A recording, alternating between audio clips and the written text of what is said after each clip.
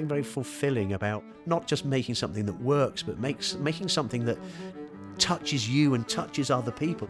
People moved to tears when listening to a piece of music in a public arena like a hi-fi show.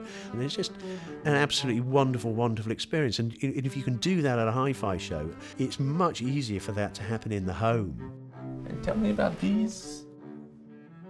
Well, that's a super tweeter. Right. So that's working from 15 kilohertz, which is high. Yes, right. And that has a lovely effect on the filigree and finesse, the bow on the string, and it's really important. Right, right.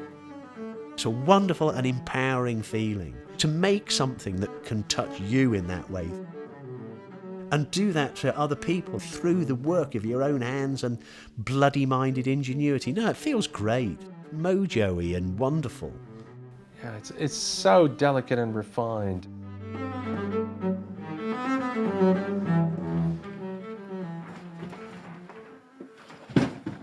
Okay. Wow, look at that. How old are these? Well, this is 30 years old. Look at that. My interest in high fidelity audio, God, that must go back a very, very long way. I remember making my first loudspeaker when I was, it was dreadful by the way, my first loudspeaker when I was about 13, I think. Just bought a drive unit off a geeky kid at school and stuck it in a box and connected it up to my amplifier. The thing about this from a 13-year-old lad's point of view is you can buy that, solder some wires to it, connect it to an amp, and it is nominally a loudspeaker. Okay. You wouldn't want to listen to it, but it is nominally a loudspeaker. Doing the job.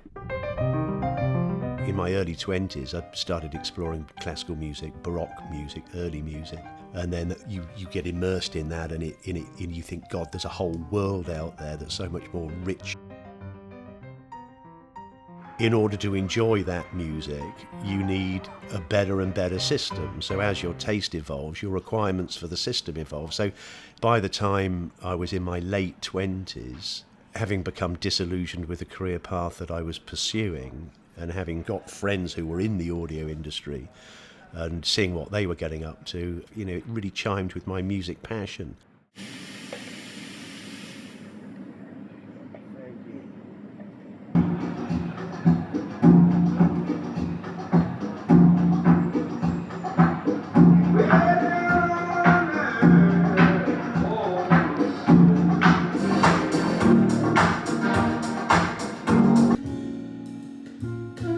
It just felt really lovely talking to people about their love of music and what was getting in the way of their enjoyment of that love of music through the system that they were using being inadequate.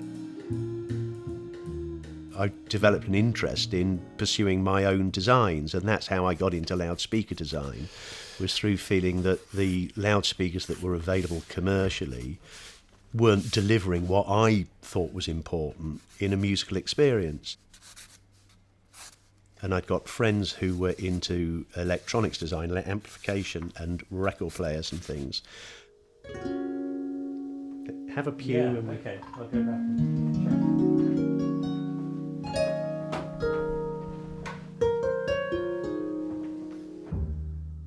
Oh, that's nice. And that bass kicks.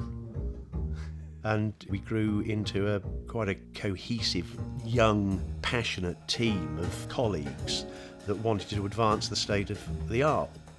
I didn't study electronics, I didn't study acoustics.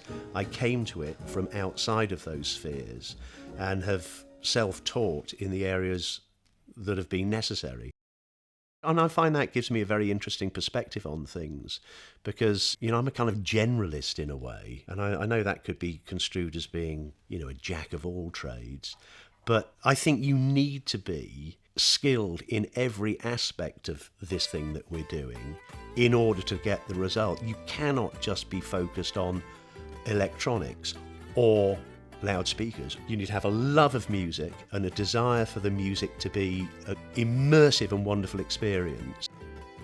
And you need to be in charge of that overview at all times. High performance audio is necessarily a compromise, and it's about achieving a balance of the whole.